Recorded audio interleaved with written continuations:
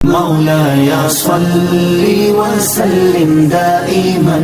أبدا على حبيبك خير الخلق كلهم مولاي صل وسلم دائما. الحمد لله رب العالمين والصلاة والسلام على أشرف الأنبياء محمد وعلى آله وصحبه ومن تبعهم بإحسان إلى يوم الدين. أما بعد،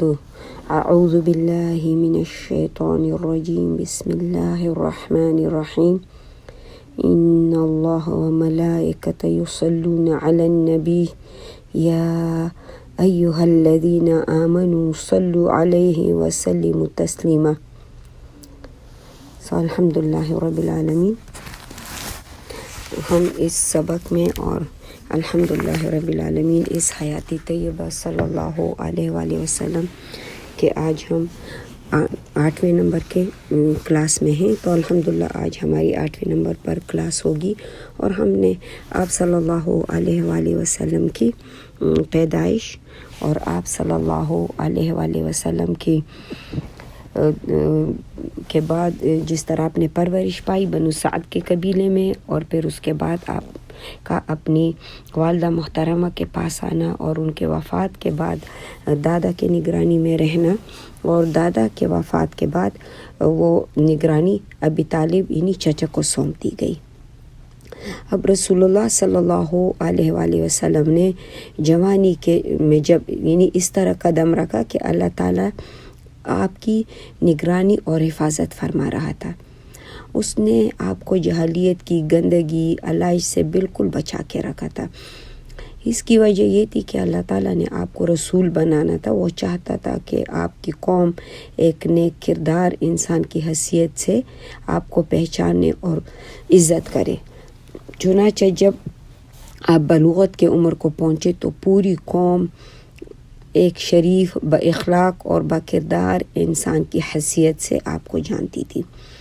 اور آپ صلی اللہ علیہ وآلہ وسلم کا عزت اور احترام کیا جاتا تھا. آپ اپنے اخلاق کے لحاظ سے اپنی قوم میں بہترین تھے، اور رب العالمین نے آپ کا حسب اور نسب جو تھا وہ بھی یعنی جانا پہچانا تھا، ایسا کہ بہترین تھا. آپ ایک انتہائی نرم مزاج اور بہترین پڑوسی کے طور پر مشہور تھے. آپ صلی اللہ علیہ وآلہ وسلم کی نرمی اور مروت کی اس وقت وہ لوگ مثالیں دیا کرتے تھے، یعنی وہ لوگ اس کی مثالیں دیا کرتے تھے. اور بات چیت کے معاملات طے کرنے میں بھی اللہ رب العالمین نے آپ کو بہت ہی سچا اور بااعتماد انسان کے طور پر جو ہے یعنی اس کو معروف اس میں ہی معروف تھے. اللہ تعالیٰ نے ایک سچے بااعتماد انسان کے طور پہ جو تھے آپ عربوں میں معروف تھے. اور پھر ایمانداری آپ صلی اللہ علیہ وسلم کی ایسی تھی کہ اس میں تو کوئی آپ کا مقابلہ نہیں کر سکتا تھا. پاک دامنی عزت نفس کے لحاظ سے معاشرے میں سب سے بلند مقام پہ تھے آپ صلی اللہ علیہ وآلہ وسلم، اور فحش گوئی برے اخلاقیات کا آپ پر شائبہ تک نہ تھا. غرض یہ کہ جب آپ کی قوم نے ان تمام نیکیوں کو، خوبیوں کو اور بلائیوں کو آپ میں جمع کیا اور کہ آپ صلی اللہ علیہ وآلہ وسلم میں کسی قسم کی برائی کا عکس نہ دیکھا، تو اس نے آپ کا نام، قوم والوں نے آپ کا نام ہی امین رکھ دیا. آپ صلی اللہ اور جتنے بھی صلی اللہ علیہ وآلہ وسلم اللہ تعالیٰ نے ہر ایک کام اور برائیوں سے، غلط چیزوں سے، ہر چیز سے اللہ تعالیٰ آپ کو بچاتا رہا. اور اسی طرح جتنے بھی انبیاء علیہ السلام گزرے ہیں، سارے انبیاء علیہ السلام رب العالمین کے حفاظت میں ہوتے ہیں. ہاں کہیں کوئی بھول چوک، جیسے موسیٰ علیہ السلام نے اس آدمی کو مکہ مارا، اور یعنی جو شخص تھا قدوی، وہ اس کی جان چلی گئی. اور یونس علیہ السلام غصے میں آئے قوم کی نافرمانیوں کی وجہ سے، وہاں یعنی قوم کو چھوڑ کر اور وہ اس بستی سے نکل کر چلے گئے. لیکن اللہ رب العالمین نے آپ کو ایک بے مثال اور بے نظیر ہستی بنا لیا کہ خود عرب کے لوگوں نے آپ کا نام جو ہے امین رکھ دیا. اور آپ صلی اللہ علیہ وسلم کا نام عرب کے لوگوں نے امین رکھ دیا۔ آپ صلی اللہ علیہ وآلہ وسلم فرماتے ہیں کہ میں ایک دفعہ قریشی لڑکیوں کے ساتھ یعنی لڑکپن کا زمانہ تھا، اور بچے کھیلتے ہیں، اور باہر جیسے کہ بچوں کے ہم جو کھیل رہے تھے اس وقت یہ تھا کہ ہم پتھر جو ہے وہ اٹھا رہے تھے۔ ہم میں سے ہر ایک لڑکا جو ہے وہ اپنے گریبان پر اپنا تہبند کھول کے اس کو اپنے گریبان پہ رکھتا تھا، اور پھر اس کے اوپر پتھر رکھے اور ہم لوگ وہ پتھر لا رہے تھے۔ اور جب وہ اپنا تہبند کھولتے تھے تو ظاہر ہے لڑکے ننگے ہو جاتے تھے۔ تو آپ صلی اللہ علیہ وسلم فرماتے ہیں کہ میں نے بھی اسی طرح سے ارادہ کیا کہ اپنا تہبند کھول کے اپنے شولڈرز کے اوپر رکھ لوں اور پھر اس کے اوپر میں پتھر رکھوں۔ کہتے ہیں کہ ابھی میں یہ سوچ رہا تھا کہ اچانک کسی نے مجھے ایک موقع مارا جو زیادہ تکلیف دہ نہیں تھا، اور مجھ سے کہا کہ اپنا تہبند باندھ لو۔ میں نے اپنا تہبند باندھ لیا اور خالی گردن پر پتھر اٹھانے لگا۔ میں اپنے تمام ساتھیوں میں صرف میں ہی ایسا شخص تھا جس کا تہبند باندھا ہوا تھا۔ تو اللہ پروردگار دو عالم نے نبی صلی اللہ علیہ وآلہ وسلم کو ہر ایک چیز سے اپنی حفاظت میں رکھا ہوا تھا۔ ایک دفعہ رسول اللہ صلی اللہ علیہ وسلم فرماتے ہیں کہ جو ہے جیسے علاقے میں کوئی شادی تھی، کوئی گانے بجانے کا پروگرام ہو رہا تھا، تو قریش کے لڑکوں نے اسے کہا کہ آپ بھی ہمارے ساتھ چلے جائیں، یعنی وہاں پہ بڑا اچھا پروگرام ہو رہا ہے۔ تو آپ صلی اللہ علیہ وسلم فرماتے ہیں کہ میں نے اسے کہا ٹھیک ہے، آج میں شام کو میں بھی آؤں گا۔ اور آپ صلی اللہ علیہ وسلم فرماتے ہیں کہ جب میں نکلا اور ایک جگہ پہ میں پہنچا، درخت کے نیچے میں بیٹھا، مجھے اتنی نیند آ گئی کہ میں ادھر ہی سو گیا، اور جب میری آنکھ کھلی تو صبح ہو چکی تھی۔ اب رب العالمین پروردگار دو عالم جو ہیں وہ اپنی نبی کی حفاظت اور نگرانی خود کر رہے ہیں۔ رسول اللہ صلی اللہ علیہ وآلہ وسلم جب جوانی میں پہنچے اور اس کی جیسے جفاکشی کی زندگی شروع ہو گئی، تو آپ صلی اللہ علیہ وسلم کو کوئی متعین کاروبار یا کوئی کام نہیں تھا۔ البتہ جو ہے آپ صلی اللہ علیہ وسلم تواتر سے انہی بکریاں چراتے تھے۔ پہلے آپ نے بنی سعد بکر کی بکریاں چرائی، اور پھر مکے میں بھی اہل مکہ کی بکریاں چند قرآت کے عوض میں چراتے تھے۔ اور 25 سال کی جب عمر ہوئی تو خدیجہ رضی اللہ عنہا بنت خولید ایک معزز اور مالدار خاتون تھی، اور وہ تاجروں کو اپنا مال تجارت کے لیے دیتی تھی، اور اس طرح سے وہ جب تاجر جاتے تھے اپنے مال کے لیے تو وہ بھی اس مال میں اپنا حصہ ڈالتی تھی۔ اور رسول اللہ صلی اللہ علیہ وآلہ وسلم کے جب اخلاق کا اور اس کی یعنی امانت کا اور علم اسے ہوا، تو اس نے ایک پیغام کے ذریعے اسے پیشکش کی۔ آپ صلی اللہ علیہ وآلہ وسلم کو پیشکش یہ کی کہ آپ جو ہے یعنی ان کا مال لے کر، تجارت کا مال، اور ان کے غلام جو ہے میسرہ کے ساتھ شام تشریف لے جائیں، اور دوسرے تاجروں کو وہ جو کچھ دیتی ہے اس سے بہتر اجرت وہ آپ کو دیں گی۔ تو اس طرح آپ صلی اللہ علیہ وآلہ وسلم نے اس کی جو یہ پیشکش تھی اس کو قبول کر لیا۔ اب رسول اللہ صلی اللہ علیہ وآلہ وسلم جو اس کا غلام تھا خدیجہ رضی اللہ عنہا کا میسرہ، وہ آپ کے ساتھ جو ہے ایک مددگار کی حیثیت سے وہ کہہ رہی تھی کہ ہوگا، اور اس سفر میں چلے گا، اور میں آپ کو جتنا معاوضہ یعنی اتنا معاوضہ دوں گی کہ جتنا میں لوگوں کو دیتی ہوں بلکہ اس سے بھی زیادہ دے دوں گی۔ اب رسول اللہ صلی اللہ علیہ وسلم تجارتی سامان لے کے یہ شام کی طرف روانہ ہو گئے۔ خدیجہ بنت خولید رضی اللہ عنہا جو تھی، اور اس کا غلام میسرہ، اس کا جو غلام تھا خدیجہ بنت خولید کا غلام میسرہ، وہ آپ صلی اللہ علیہ وسلم کے ساتھ اس سفر میں تھا۔ جب شام پہنچے تو رسول اللہ صلی اللہ علیہ وسلم نے ایک جو ہے راہب کے ایک کلیسے کے قریب ایک درخت کے سائے میں آرام فرمایا۔ اب راہب نے اوپر سے میسرہ سے پوچھا کہ یہ درخت کے نیچے اترنے والا کون ہے؟ میسرہ نے جواب دیا کہ یہ حرم کعبہ کے قریشی خاندان میں سے ہیں، یعنی قریشی خاندان میں سے یہ ان کا تعلق ہے۔ تو اس راہب نے کہا کہ اس درخت کے نیچے آج تک نبی کے علاوہ کسی اور شخص نے آرام نہیں کیا ہے۔ صرف اس درخت کے نیچے انبیاء علیہ الصلوۃ والسلام نے ہی آرام کیا ہے۔ اب رسول اللہ صلی اللہ علیہ وسلم تجارتی خرید و فروخت کے بعد جب مکہ واپس تشریف لائے تو میسرہ نے تمام جو سفر میں آپ کا ساتھ تھا وہ بیان فرماتے ہیں کہ جب دوپہر ہو جاتی تھی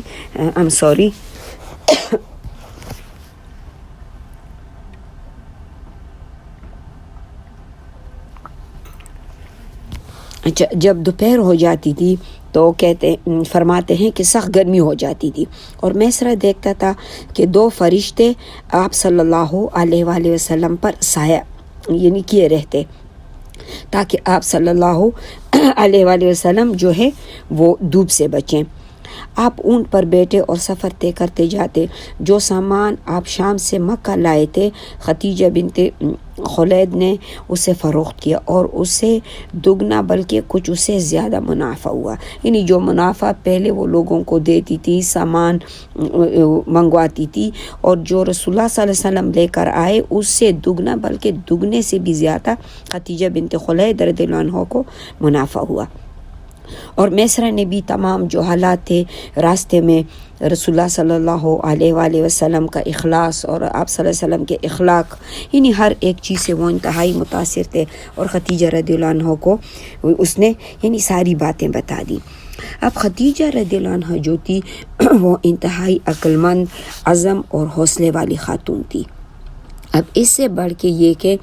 اللہ رب العالمین نے، اللہ تعالیٰ نے آپ کی عظمت اور شوکت کے حوالے سے ان کے لیے سربلندیاں چاہتا تھا۔ جب میسرہ نے انہیں تمام حالات بتا دیے تو انہوں نے آپ صلی اللہ علیہ وآلہ وسلم کو پیغام بھیجا، کیونکہ آپ صلی اللہ علیہ وسلم سے اس کا رشتہ داری تعلق بھی تھا، وہ بھی قریشی تھی اور آپ صلی اللہ علیہ وسلم بھی قریشی تھے، اور عزت، شرافت، حسن اخلاق اور رواداری کے بنا پر بھی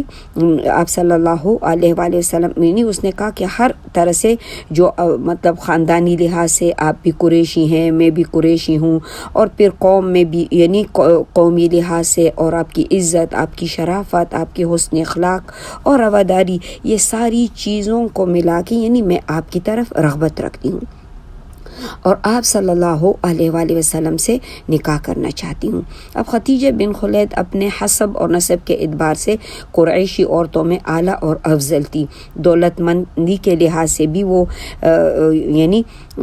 سب سے بڑھ کر تھی، اسی لیے قریش کی ہر ایک شخص کی یہ خواہش تھی کہ ان کو یہ شرف حاصل ہو کہ خدیجہ بنت خولید رضی اللہ عنہا سے ان کا نکاح ہو جائے، شادی ہو جائے۔ اب خدیجہ رضی اللہ عنہ جب رسول اللہ صلی اللہ علیہ وآلہ وسلم کے پاس شادی کا پیغام آیا خدیجہ رضی اللہ عنہ کا، تو آپ صلی اللہ علیہ وسلم نے اپنے چچاؤں سے اس کا ذکر کیا، مشورہ کیا، اور آپ کے چچا حمزہ بن عبد المطلب جو ہے وہ آپ کے ساتھ گئے، اور انہوں نے خولید بن اسد کے ہاں جا کر آپ کا نکاح خدیجہ رضی اللہ عنہ سے کرایا۔ اس طرح آپ صلی اللہ علیہ وآلہ وسلم کی جو تھی شادی ہو گئی خدیجہ رضی اللہ عنہ سے۔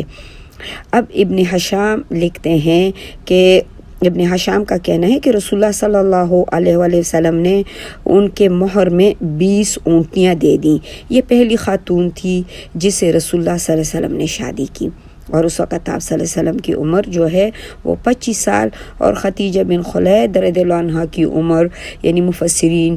کے مختلف وہ اختلاف ہیں، اور اس میں جیسے 35 یا جو ہے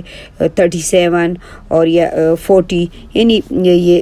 اتنے سالوں کی ایج بتائی جاتی ہے۔ اور آپ صلی اللہ علیہ وآلہ وسلم نے جب تک وہ زندہ رہی، خدیجہ رضی اللہ عنہ جب تک زندہ رہی، حضور اکرم صلی اللہ علیہ وآلہ وسلم نے دوسری شادی نہیں کی، یہاں تک کہ ان کا انتقال ہو گیا رضی اللہ عنہ کا۔ رسول اللہ صلی اللہ علیہ وسلم کی جو اولاد تھی، ایک بیٹے صرف ابراہیم کے علاوہ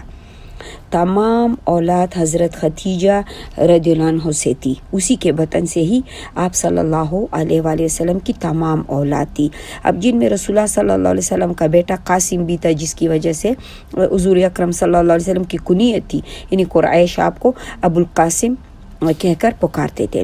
پھر طاہر اور طیب، زینب، رقیہ، ام کلثوم، فاطمہ علیہم السلام، یہ ساری یعنی اولاد آپ صلی اللہ علیہ وسلم کی ختیجہ بن خلید سے تھی، سوائے بیٹے ابراہیم کے۔ رسول اللہ صلی اللہ علیہ وآلہ وسلم کے جو اولاد تھی اس میں سب سے بڑے جو تھے بیٹے تھے قاسم، پھر اس کے بعد طاہر اور طیب، اور پھر بیٹیوں میں یعنی کچھ کہتے ہیں کہ رقیہ بڑی تھی اور کچھ اس کے بعد لیکن کچھ مفسرین زینب رضی اللہ عنہ کا بھی کہتے ہیں کہ وہ بڑی تھی، اور ام کلثوم اور فاطمہ رضی اللہ عنہ جو تھی وہ سب سے چھوٹی تھی، وہ سب سے یعنی چھوٹی صاحبزادی جو تھی وہ فاطمہ رضی اللہ عنہ تھی۔ بیٹوں کی وفات آپ صلی اللہ علیہ وآلہ وسلم کی جو ہے وہ نبوتی ظہور سے یعنی پہلے ہوئی تھی، اور بیٹیاں جو تھی ابراہیم کے علاوہ، ابراہیم تو بعد میں پیدا ہوئے، اور جبکہ تمام جو بیٹیاں تھیں وہ ظہور اسلام تک زندہ رہیں، اور سب نے اسلام بھی قبول کر لیا، اور حضور اکرم صلی اللہ علیہ وآلہ وسلم کے ساتھ ہجرت بھی کی سب بیٹیوں نے۔ اور جو بیٹا ابراہیم تھا یہ حضرت ماریہ قبطیہ کے بطن سے تھے۔ اب ختیجہ رضی اللہ عنہ جو ہیں یعنی جب غلام نے آپ رضی اللہ عنہ کو ساری باتیں رسول اللہ صلی اللہ علیہ وآلہ وسلم کے متعلق بتا دیں کہ جو صفات اور جو اعلیٰ کردار اور جو اعلیٰ اخلاقیات آپ صلی اللہ علیہ وسلم کے اندر تھے، تو ختیجہ رضی اللہ عنہ کا ایک چچا زاد بھائی تھا ورقہ بن نوفل۔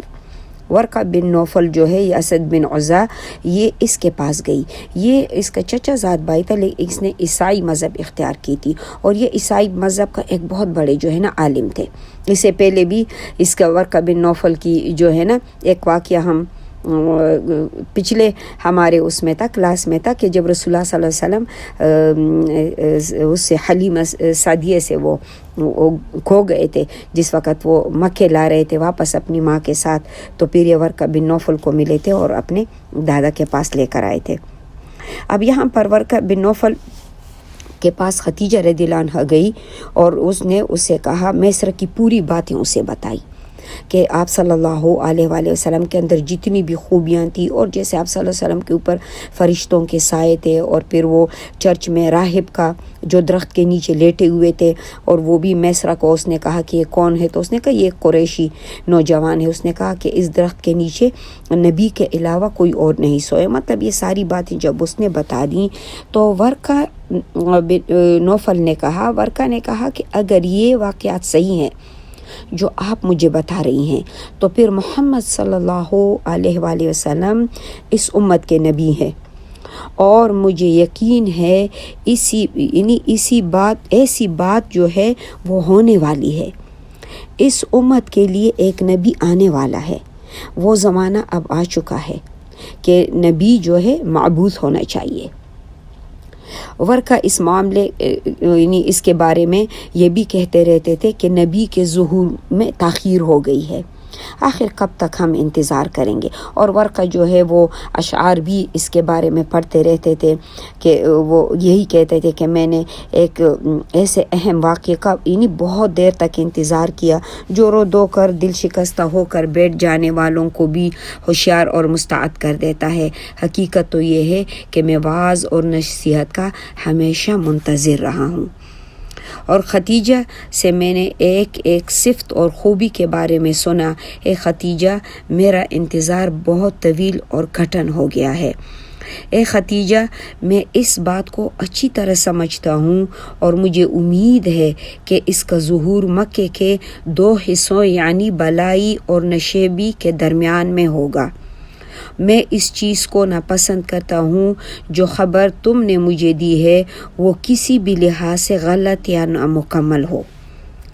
اور محمد صلی اللہ علیہ وآلہ وسلم ان قریب ہمارے سردار بن جائیں گے، اور پھر وہی شخص غالب ہوگا، اور جو ہے وہ انہی کے نمائندے کے طور پر جو ہے یہاں پر بحث اور مباحثہ کرے گا انہی مکہ میں۔ پھر جو شخص بھی آپ سے جنگ کرے گا وہ نقصان اٹھائے گا، جو آپ سے مصالحت کرے گا وہ فائدے میں رہے گا اور فتح مند ہوگا۔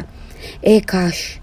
میں بھی اس وقت تک زندہ رہوں جب تک یہ سب کچھ تمہارے سامنے ظہور پذیر ہوگا۔ اس کی حمایت کرنے میں سب سے آگے رہوں گا۔ کاش میں اس دین میں شامل ہو جاؤں جسے قریش کو انتہائی نفرت ہوگی۔ وہ مکہ میں اس کے بارے میں بہت چیخ اور پکار کریں گے اور حیرت کا اظہار کریں گے۔ پھر اس نے کہا کہ اگر مجھے موت آ جائے تو پھر قدرت کے فیصلے کے مطابق موت تو کسی جوان مرد کو بھی آ سکتی ہے اور وہ دنیا چھوڑ کر جا سکتا ہے، یعنی موت تو جوان مرد کو بھی آ سکتی ہے۔ میں تو ایک بوڑھا انسان ہوں جسے بہرحال موت آنی ہے۔ اب ورقہ بن نوفل کی آپ صلی اللہ علیہ وآلہ وسلم کی یہ ساری گواہی تھی جو اس نے آپ صلی اللہ علیہ وآلہ وسلم کے بارے میں دے دی۔ اب حضور اکرم صلی اللہ علیہ وآلہ وسلم شادی کے بعد جب آپ صلی اللہ علیہ وسلم کی عمر مبارک 35 سال کی تھی، جب قریشی مکہ نے خانہ کعبہ کی تعمیر کا ارادہ کیا، سب لوگ اس پر متفق ہو گئے کہ خانہ کعبہ کو جو ہے ڈھانے سے وہ ڈرتے بھی تھے، لیکن پھر بھی انہوں نے ارادہ کیا کہ اس کو دوبارہ تعمیر کیا جائے۔ ایک تو وجہ یہ مطلب بتاتے ہیں کہ خانہ کعبے کے اوپر چھت نہیں تھا، جب چھت نہیں تھا صرف دیواریں تھی، جس کی وجہ سے وہاں پر جو لوگ نظر اور نیاز یہ چیزیں لا کے خانہ کعبے میں آ کے رکھتے تھے، تو ایک دن وہ خزانہ جو تھا چوری ہو گیا تھا۔ اب جس مسروقہ آدمی سے وہ برآمد ہوا اس کا نام ودیق تھا۔ یہ یہ خزا کا ایک بنی خزاعہ جو تھا ان کا آزاد کردہ غلام تھا یہ، اور اس کے علاوہ بھی اب اس کو جو ہے نا قریش نے اصل میں ودیق کا پھر ہاتھ کاٹ ڈالا تھا، یعنی اس کو سزا جو اس کی چوری کی دی تھی۔ اور اس کے علاوہ ایک اور بھی وجہ مفسرین بتاتے ہیں کہ ایک عورت جس طرح کہ یہ عود کی خوشبو ہوتی ہے نا لکڑیوں کے طور پہ یہ لوگ ابھی بھی جلاتے ہیں اور مطلب ان کی ایک اچھی خوشبو آتی ہے، تو ایک عورت خانہ کعبے کے ساتھ وہ خوشبو جیسے اس کو دھواں دے رہی ہوں گی خانہ کعبے کا جو غلاف ہے، اور اس نے اسے آگ پکڑی تھی، تو یہ بھی اس میں ایک وہ ہے کہ جس کی وجہ سے خانہ کعبے کی دیوار کو نقصان پہنچا تھا۔ تو یہ وجوہات تھے قریش کے ساتھ کہ جس کی وجہ سے اب وہ لوگ چاہ رہے تھے کہ خانہ کعبے کو ڈھا کر اور اس کو دوبارہ تعمیر کرائے جائے، اور اپنا رب العالمین پروردگار دو عالم اب یہ ساری تیاریاں اپنے حضور صلی اللہ علیہ وآلہ وسلم کے لیے کر رہے ہیں۔ زمزم کا بھی اللہ رب العالمین نے اس کا کنواں بھی نکال دیا اور وہ بھی برآمد ہو گیا، اور اب مکہ بھی جو ہے دوبارہ جس پہ بتوں کی اتنی عبادات انہوں نے کیا، اب اللہ تعالیٰ ہر چیز اپنے نبی کے لیے جو ہے تیار کر رہے ہیں۔ اب جب قریشیوں نے ارادہ کیا مکے کو دوبارہ سے یعنی ڈھانے کا بنانے کا، ان دنوں میں روم کے تاجروں کی ایک کشتی جو ہے وہ سمندر کی لہروں کی وجہ سے جدہ کے ساحل پر آ گئی تھی اور ٹوٹ پھوٹ کر بالکل وہ تباہ ہو گئی تھی۔ اب قریش نے لکڑی خریدی، اسے خانہ کعبے کی چھت تعمیر کے لیے جو ہے نا انہوں نے کہا کہ تیار کی جائے گی، اور ایک قطبی جو تھا بڑھئی جو لکڑی کو تیار کرتا تھا اس کو بھی سارے تعمیر کرانے کے اسباب انہوں نے مہیا کیے، اور خانہ کعبے میں جس جگہ پر یہ لوگ خزانہ رکھتے تھے، نظر و نیاز جو لوگ دیتے تھے، اب وہاں پر کیا تھا کہ اس خزانے کے اوپر جو ہے وہاں پہ ایک سانپ بیٹھتا تھا، اور وہ سانپ روزانہ دھوپ سیکنے کے لیے کعبے کی دیواروں پر آ کر بیٹھتا تھا۔ جب بھی کوئی اس کے پاس جاتا تھا تو اپنا سر اٹھا کے منہ کھولتا تھا اور زور زور سے جیسے پنکاریں مارتا تھا۔ اب ظاہر ہے اس کی وجہ سے لوگ خوفزدہ ہو جاتے ہیں، چھوٹے سے سانپ کو بھی دیکھ کے بھی انسان بہت زیادہ ڈر جاتا ہے، خوفزدہ ہو جاتا ہے۔ میں نے ایک دفعہ دیکھا چھوٹا سا سانپ تھا، مجھے تو پہلے لگا کہ لکڑی کا ہے، لیکن وہ پلاسٹک کا ہے، شاید بچوں نے جو ہے نا مجھے ڈرانے کے لیے ڈالا ہے، لیکن جب میں قریب گئی تو اس نے اپنا سر اوپر اٹھا لیا، اور واقعی یہ تو اللہ بچائے ایک ڈرانے والی چیز ہے۔ تو لیکن اچھا اب یہ سانپ جو تھا، خیر میرے بیٹے نے پھر اس کو پکڑ کے دور جو ہے نا جنگل میں اس کو چھوڑایا۔ اچھا اس کے بعد جو ہے اب یہ سانپ جو تھا یہ زور زور سے پنکھانے مارتا تھا، جس کی وجہ سے لوگ اسے خوفزدہ ہو جاتے تھے، اور اس کے پاس جانے سے اور اس کو پکڑنے سے لوگ ڈر جاتے تھے۔ ایک دن جب خانہ کعبے کی دیوار پہ وہ سانپ بیٹھا ہوا تھا تو ایک پرندہ آیا اور اس سانپ کو اڑا کر لے گیا۔ اب قریش کے لوگوں نے کہا کہ ہمارا رب جو ہے وہ ہم سے راضی ہو گیا ہے، ہم خانہ کعبے کی تعمیر کریں گے کیونکہ ہمارے پاس لوگ بھی ہیں، لکڑی بھی ہیں اور سانپ بھی غائب ہو گیا، ہمیں جو ہے اب کوئی خطرہ نہ رہا، خانہ کعبے کی تعمیر جو ہے اب ہمیں شروع کر دینی چاہیے۔ اور سارے قریش اسی پر ہی متفق ہو گئے اور انہوں نے جیسے آغاز کرنے کے لیے، تعمیر کرنے کے لیے ان میں سے ایک آدمی اٹھا، عمران بن مخزوم۔ اس نے کیا کیا کہ خانہ کعبے سے ایک پتھر نکالا۔ جب اس نے خانہ کعبے سے ایک پتھر نکالا، اب پتھر اس کے ہاتھ سے یعنی اچھل کر وہ واپس اسی جگہ چلا گیا، اسی دیوار میں جس جگہ سے اس نے نکالا تھا۔ اب اس آدمی نے قریش سے کہا کہ اے قریش، خانہ کعبے کی تعمیر میں اپنے نیک اور پاک کمائی لگانا، حرام کی اور ظلم کی کمائی نہ لگانا، کیونکہ ان کا کاروبار جو تھا سود کے ذریعے کمایا ہوا پیسہ اور پھر وہ رقم ظلم کے ذریعے، یہ تو غریب سے غصب کرنا، ظلم کرنا اور دھوکے دینا، ان ساری چیزوں کی برائیوں کے جو تھا ایک یہاں اس وقت مکہ میں ایک راج تھا برائیوں کا، جس وقت آپ صلی اللہ علیہ وآلہ وسلم مبعوث ہوئے۔ اب جو ہے عبداللہ بن صفوان بن معیہ یہ بیان کرتے ہیں کہ خانہ کعبے کا جو ہے یعنی وہ کہتے ہیں کہ ایک لڑکے کو خانہ کعبے کے طواف کرتے ہوئے دیکھا، لوگوں نے پوچھا تو وہ لڑکا جو ہے وہ عبداللہ بن صفوان نے کہا کہ یہ وہی شخص ہے جو دادے ابو وہب بن عمرو نے خانہ کعبے کا جو پتھر اس وقت نکالا تھا، یعنی قریش نے جب اس کو گرایا تھا تو مطلب اس نے اس لڑکے کو دیکھا اور اس کے بارے میں کہا کہ یہ اسی خاندان سے تعلق رکھنے والا ہے جس کے دادا نے یہی کہا تھا کہ خانہ کعبے میں کوئی سود کی کمائی، نہ زنا کی کمائی اور نہ چوری کی کمائی، نہ ظلم کی کمائی، کیونکہ ان میں سے سارے ایسے کاروبار تھے۔ اور خاص کر جو تھا جیسے کہ عباس رضی اللہ عنہ ہوتے، وہ ایک بینکر تھے۔ آج ہم لوگ بینکنگ کی بات کرتے ہیں نا، اللہ نے اس کو بہت زیادہ مال دیا تھا، ایک بینکر تھے اور سود پر بہت زیادہ لوگوں کو رقم دیتے تھے۔ اور ابو جہل جو تھا وہ تو انتہائی برا انسان تھا، پروسٹیوشن کے وہ اڈے وغیرہ چلاتا تھا۔ تو یہ تھا کہ خانہ کعبے میں ساری پاک کمائی جو ہے وہ ہونی چاہیے۔ رسول اللہ صلی اللہ علیہ وسلم اب اس کے بعد قریش نے خانہ کعبے کی تعمیر کے مختلف حصے اور مختلف قبیلوں کو سونپ دیے۔ جب تعمیر کا انہوں نے ارادہ کیا، اب ظاہر ہے بیت اللہ تھا جس کی بہت تعظیم تھی، ان کے وقت وہ کفر پہ ہونے کے باوجود بھی یعنی بیت اللہ کی تعظیم ان کے اندر انتہائی زیادہ تھی۔ اب انہوں نے کیا کیا کہ مثلا دروازے کی تعمیر جو تھی وہ بنی عبد مناف کو دے دیا گیا، یعنی کہ یہ کام یہ قبیلہ کریں گے۔ اور جو ہے جبکہ رکن اسود اور رکن یمانی کا جو درمیانی حصہ ہے یہ بنو مخزوم ان کو دے دیا گیا۔ اور خانہ کعبے کا جو پچھلا حصہ ہے یہ بنی جمع یعنی بنی سہم ان کے قبیلوں کو ان کے حوالے کر دیا گیا۔ اور حجر کا جو حصہ ہے جس کو حتیم بھی کہا جاتا ہے یہ بنی عبدودار بن قصے ان کے قبیلے کو یعنی یہ دے دیا گیا۔ اب خانہ کعبے کو ڈھانے کا وقت آیا، انہوں نے وہ تو بانٹ لیے کہ کون کون سی جگہ کس کس قبیلے کے حوالے ان کو کرنی چاہیے، لیکن اب بات یہاں یہ ہوئی کہ خانہ کعبے کو ڈھانے کا وقت جب آ گیا کہ اب خانہ کعبے کو کون سب سے پہلے اس کا کام کرے گا، کہ کون سب سے پہلے خانہ کعبے کی دیوار کو توڑے گا۔ ولید بن مغیرہ جو تھا اب اس نے کدال اٹھایا، اس نے کہا کہ میں یہ کام کرتا ہوں، اب کیونکہ کسی نے تو اس کام میں پہل کرنا ہے۔ اور ان سب نے اس جتنے بھی خانہ کعبے کے کام تھے ان سب کے لیے حلال کمائی جمع کی، اور حلال کمائی ان کے پاس اتنی کم تھی کہ حتیم کے حصے کو انہوں نے کھلا چھوڑ دیا۔ اس سے ہم پتہ لگا سکتے ہیں کہ اس وقت جو کفار تھے، مشرک تھے، وہ کتنے برائیوں میں گھرے ہوئے تھے۔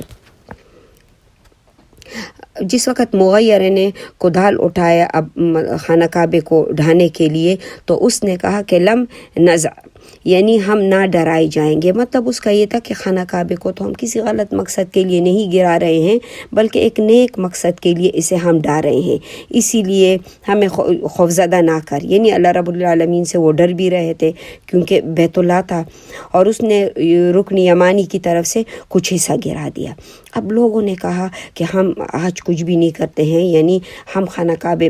کی طرف آج نہیں بڑھتے ہیں. آج ہم دیکھتے ہیں, انتظار کرتے ہیں کہ پوری رات گزرنے کے بعد جو ہے اگر ولید پر کوئی آفت آئی تو ہم پھر اس کام کو چھوڑ دیں گے, نہیں کریں گے. اگر ولید پر کوئی آفت نہ آئی اور وہ صبح صحیح سلامت اٹھ کر آ گیا تو لہٰذا کیا ہوگا, ہم سب جو ہے خانہ کعبے کو گرانے میں لگ جائیں گے اور ہم سب یہ کام کر لیں گے. اب لوگ اس بات کا انتظار کر رہے تھے. اگلا جب رات کا کچھ حصہ,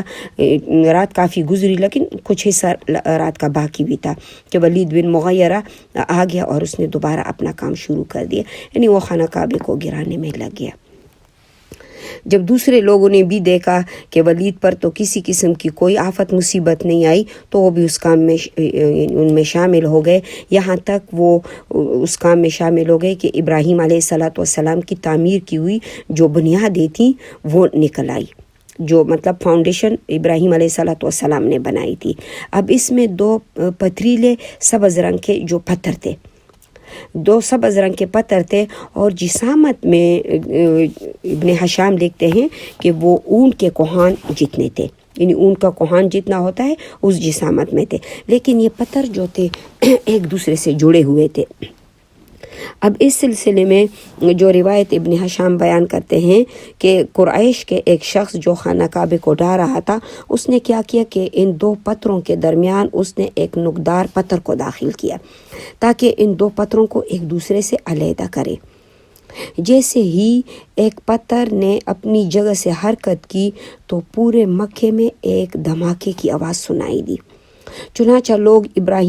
حضرت ابراہیم علیہ السلام کی تعمیر کی بنیاد کو جو ہے انہیں اس کو ڈھانے سے رک گئی, وہ اس کو انہوں نے ادھر ہی چھوڑ دیا. اور اس کے علاوہ جو ہے وہاں ان کو قریش کو ان لوگوں کو ایک کونے میں سریانی زبان جو ہے اس میں لکھی ہوئی جو لاٹین ہے, یعنی اس کی پرانی جو زبان جس میں مطلب ہیبرو جس کو کہتے ہیں, اس زبان میں جو ہے ایک تحریر ان کو ملی اور لوگوں نے اس کو دیکھا, اس کو کچھ نہ سمجھے. ظاہر قریش تو نہیں اس زبان کو سمجھتے تھے. آخرکار انہوں نے ایک یہودی کو بلایا, یہودی عالم کو بلا دیا اور عالم نے جو ہے پڑھ کے ان سب لوگوں کو سنایا کہ اس جو کاغذ تھا اس میں لکھا ہوا تھا کہ میں مکے کا مالک اللہ ہوں, میں نے اس کو اس وقت پیدا کیا تھا جب میں نے آسمان اور زمین پیدا کیے, سورج چاند ستاروں کو شکل بخشی, میں نے اس کے اطراف اور اکناف میں 7 عدد کے فرشتے مقرر کیے ہوئے ہیں جو اس وقت تک اس کے حفاظت کرتے رہیں گے جب تک مکہ کے دونوں پہاڑ باقی ہیں. اس کے درمیان اور جو ہے یعنی یہاں کے رہنے والوں کے اس کے پانی میں جو مکہ میں جو پانی ہے, یعنی اس کے پانی اور دودھ میں یہاں کے باشندوں کے لیے خیر اور برکت ہے. ایک روایت اور بھی ابن اسحاق بیان کرتے ہیں. ابن اسحاق کہتے ہیں کہ قریش جو ہے جب وہ مقام ابراہیم کے پاس ان کو ایک اور بھی مطلب ایک خط ملا مقام ابراہیم کے پاس جس میں پر لکھا ہوا تھا کہ یہ اللہ کی حرمت والا گھر ہے, اس کے 3 راستوں سے یہاں پر رزق آئے گا, یہاں کے رہنے والوں کے لیے جو ہے صحیح اور جائز نہیں ہے کہ سب سے پہلے خود ہی اس کی بے حرمتی کا ارتکاب کریں اس گھر کا. اب رسول اللہ صلی اللہ علیہ وآلہ وسلم کی بعثت سے 40 سال پہلے گویا آپ کے پیدائش کے سال لوگوں کو یہاں ایک پتھر ملا تھا. آپ صلی اللہ علیہ وسلم کی بعثت سے 40 سال پہلے آپ کے پیدائش سے یعنی سال پہلے لوگوں کو پتھر ملا تھا جس پر لکھا ہوا تھا کہ جو شخص نیکی کی کھیتی کاش کرے گا وہ اس کا پھل بہترین شکل میں حاصل کرے گا اور جو شخص برائی کے فصل کو بوئے گا وہ اس کا پل یعنی ندامت اور شرمندگی کی شکل میں ملے گا۔ کیا ایسا ہو سکتا ہے کہ تم لوگ برائیاں کرو گے اور انجام اچھا ہو؟ ہاں، ایسا ہرگز نہیں ہو سکتا۔ تم بیول کے پیڑ بو اور اسے انگور توڑو۔ اب یہ تو نشانیاں تھی۔ اب اس کے بعد جو ہے خانہ کعبے کی تعمیر کے لیے قریش مکہ نے پتھر جمع کیے اور ہر قبیلے نے علیحدہ پتھر جمع کیے اور تعمیر شروع کی، یہاں تک کہ بات حجر اسود پر پہنچی۔ اب حجر اسود کو اس کے مقام تک رکھنے میں ان سب قبیلوں کے درمیان بہت سخت جھگڑا ہوا، کیونکہ ہر کوئی چاہتا تھا کہ یہ فضیلت اور یہ شرف ان کو حاصل ہو۔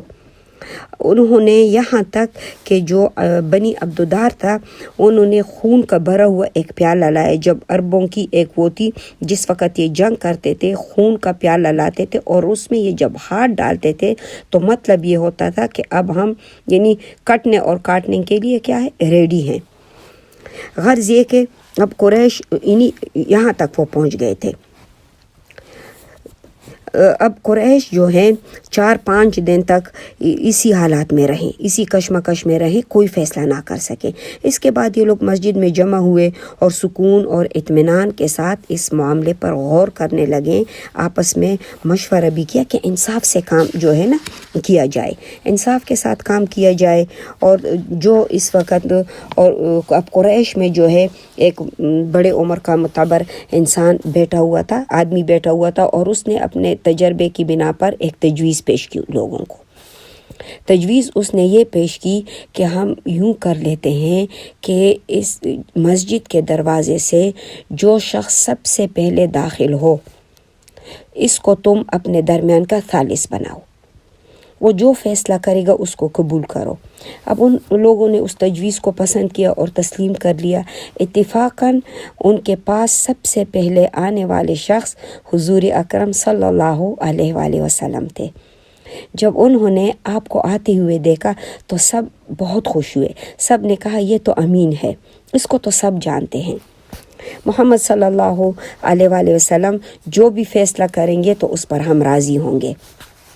اب جب آپ صلی اللہ علیہ وسلم ان کے پاس آئے تو ان لوگوں نے آپ صلی اللہ علیہ وسلم کو معاملے کے بارے میں آگاہ کر دیا، جو مطلب معاملہ ان کو پیش آیا تھا۔ آپ صلی اللہ علیہ وآلہ وسلم نے ان سے کہا کہ ایک کپڑا چادر لے آؤ۔ وہ ایک چادر لے آئے آپ صلی اللہ علیہ وسلم کے پاس، اور آپ صلی اللہ علیہ وآلہ وسلم نے حجر اسود کو اس میں رکھ دیا۔ پھر فرمایا کہ ہر قبیلے کا سردار جو ہے اس کا ایک کونا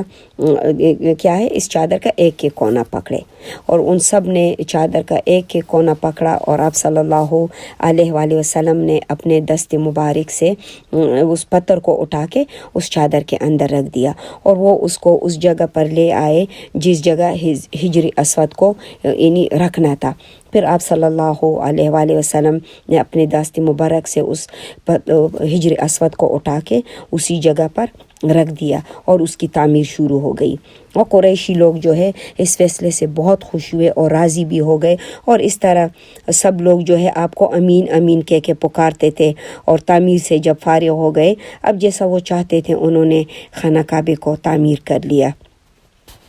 تو انشاءاللہ لذیذ اسے جو ہم آگے کی ہماری وہ ہے کلاس ہے وہ ہم آگے لیں گے، اور پھر انشاءاللہ باذن اللہ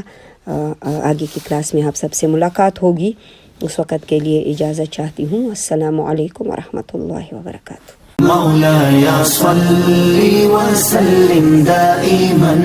أبدا على حبيبك خير الخلق